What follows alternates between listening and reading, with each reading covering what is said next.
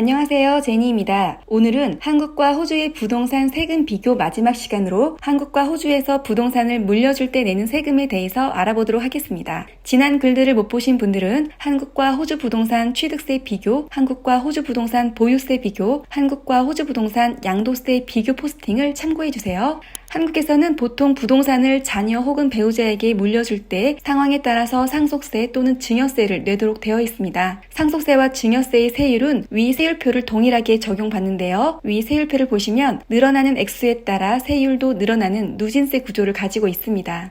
먼저 상속세를 보시면 한국의 상속세는 OECD 국가들 중 가장 높은 수준에 속해 있습니다. 그러나 기본적으로 상속세는 공제액 자체가 높아서 일반 서민들의 경우는 대개 해당되지 않아 부자들만 내는 세금 정도로 여겨져 왔습니다. 기본 공제는 배우자가 살아있는 경우 최소 5억에서 최대 30억까지 공제, 자식이 살아있는 경우 일괄 5억 공제, 이에 적금이나 주식 또는 채권과 같은 금융재산은 20%까지 공제가 가능합니다. 그래서 상속받는 당시 배우자와 자식이 있는 경우 최소 공제액만 10억이 되므로 10억 이하의 부동산은 상속세가 나오지 않게 됩니다. 그러나 이러한 상황은 코로나 이후 크게 바뀌면서 최근 상속세 납부 대상자가 크게 늘어나는데요. 코로나 이후 급격히 상승한 집값으로 서울시 평균 아파트값은 12억이 훌쩍 넘어버리면서 상속세 납부 대상자가 급격히 늘어나게 된 것입니다. 예를 들어 12억 5천의 아파트와 현금 5억 원이 배우자와 자식 2명에게 상속된다면 자식 일괄 공제 5억 플러스 배우자 공제 7억 5천 플러스 금융재산 공제 1억 원 해서 총 공제액은 13억 5천이 됩니다. 위 공제액을 제외한 금액인 4억에다 상속세 세율과 누진 공제액을 적용시키면 상속세는 7천만 원이 나오게 됩니다. 이때 부동산 가격은 시가로 정해집니다. 예상치 못한 상속세를 마련하기 위해 재산 일부를 헐값에 처분하거나 갑작스럽게 다주택자가 되면서 늘어난 종부세 부담을 감당해야 하는 등 난감한 상황이 생겨나고 있습니다.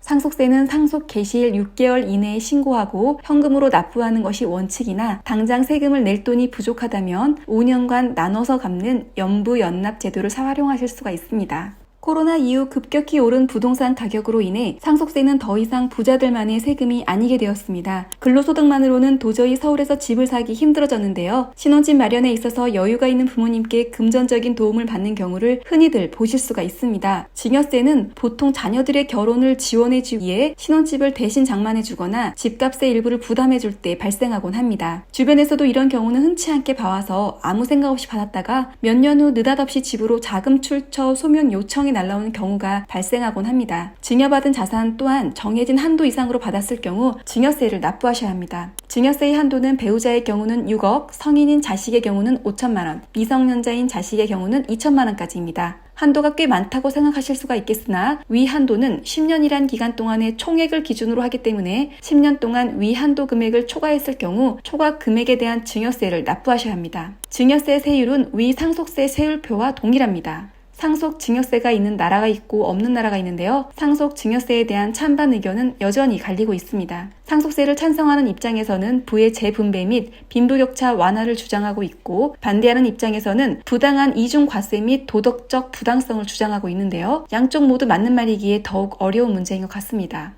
호주의 경우는 상속세와 증여세가 없다고 많이들 알려져 있는데요. 맞는 말이기도 하고 틀린 말이기도 합니다. 먼저 상속세는 부동산을 상속받아도 내야 하는 세금이 따로 없어서 알려진 대로 호주에서 상속세 걱정은 하지 않으셔도 됩니다. 추후에 상속받은 부동산을 판매하는 경우가 생길 수가 있는데요. 그때는 상속받았을 때의 부동산 가격을 기준으로 하는 양도 차익에 대한 양도소득세만 납부하시면 됩니다. 양도소득세는 1년 이상 보유했을 경우 양도 차익의 50%를 공제해 주므로 물려받고 1년은 판매한다면 내야 하는 양도소득세는 절반으로 줄어들게 됩니다. 다음으로 증여세의 경우는 증여세라는 항목의 세금은 없지만 대신 부동산을 취득할 때 내는 취득세의 증여받은 소득에 대한 양도소득세가 따라붙게 됩니다. 취득세는 양도받은 부동산 감정가에 대한 금액을 기준으로 납부하시게 되고 양도소득세는 상속세와 마찬가지로 증여로 생겨난 추가소득에 대한 금액을 기준으로 납부하시게 됩니다. 단 증여소득에 대한 양도소득세는 1년에 10,000불, 5년에 30,000불까지는 공제받으실 수가 있습니다. 예를 들어 부동산 감정가가 80만 불인 아파트를